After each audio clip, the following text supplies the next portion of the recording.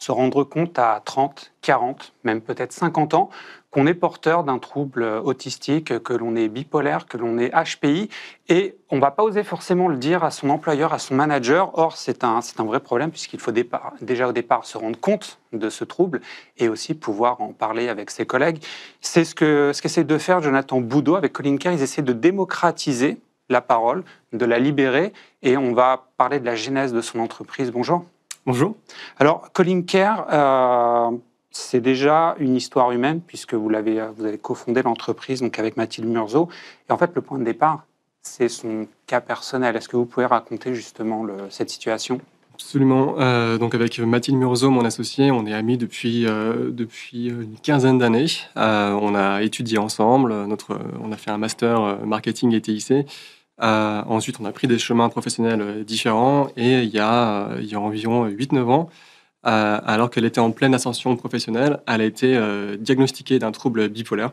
Et donc un trouble bipolaire, comme beaucoup de pathologies, c'est une situation qui peut être assez stigmatisante, qui peut être assez délicate.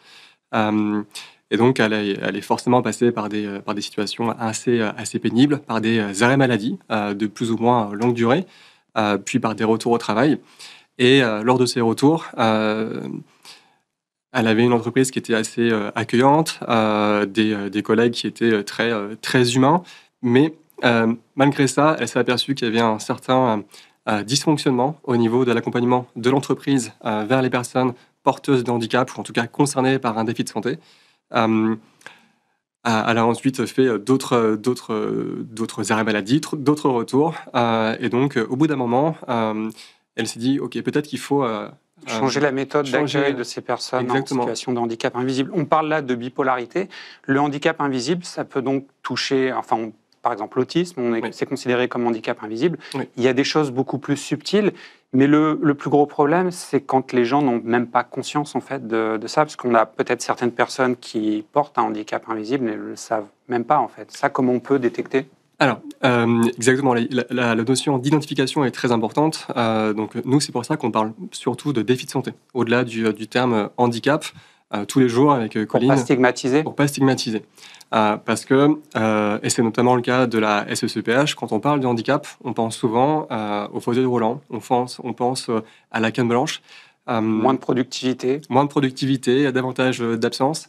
Et les handicaps visibles concernent, les handicaps moteurs en tout cas, concernent maximum 5% des handicaps. Oui, la majorité des gens qui portent un handicap, c'est un handicap invisible. Totalement. Et donc on parle vraiment de personnes qui sont concernées par un diabète, par une endométriose, par un trouble 10. Et quand on est concerné par ces types de maladies, on sent qu'on vit parfois des situations qui sont handicapantes, mais pour autant, on ne se considère pas comme, je dis exprès comme ça, comme handicapé. Et donc, nous, on essaie d'avoir un champ lexical qui est plus léger et qui va vraiment s'adapter à chaque personne. Quand on ne se considère pas comme handicapé, ça veut dire qu'on ne demande pas d'adaptation. Non. Et c'est là le problème, en fait, c'est qu'il faut adapter pour que les gens soient pleinement efficaces. Il faut adapter pour que les gens soient pleinement efficaces, mais il faut aussi pouvoir en parler en interne, donc au travail. Il faut pouvoir rassurer, il faut pouvoir montrer que, en fait, c'est pas parce que vous avez un handicap, c'est pas parce que vous avez une RQTH, une reconnaissance en qualité de travailleur handicapé. Que vous allez pénaliser l'équipe. Exactement, que vous allez être moins performant, que vous allez être davantage absent.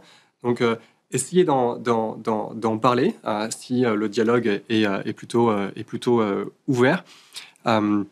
À qui on en parle d'ailleurs ? Parce que la grande question, c'est est-ce que c'est le DRH qui gère ça ? Est-ce que c'est le manager direct ?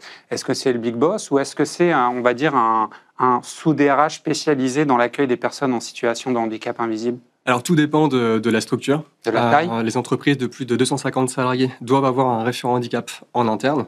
Donc, ce sera principalement l'interlocuteur et qui dépend de la DRH ? Qui dépend souvent de la DRH, mais le référent handicap est censé proposer un soutien totalement confidentiel. Donc tout ce que vous dites à votre référent handicap ne sera pas partagé avec la direction.